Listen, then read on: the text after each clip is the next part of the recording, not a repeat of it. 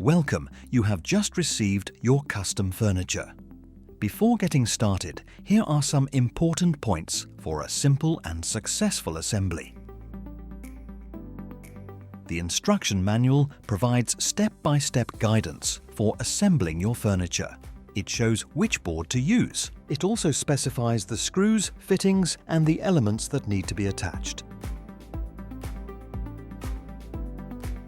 The key component of the assembly is the cam lock system. Locate the drilling pairs on your panels. The larger hole receives a wooden dowel.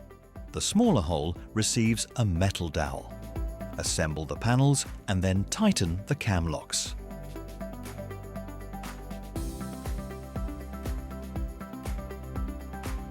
In the 3D visualization, the red square indicates the location of the label with the board number. Be sure to orient the board in the same direction. We always recommend assembling the furniture flat on its front side.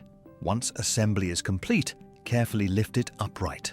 Don't forget to secure it to the wall to prevent tipping. Need help? Contact us by email. Here are our final recommendations before starting the assembly of your furniture. Panels can be heavy and have sharp edges, so handle them with care. Happy assembling!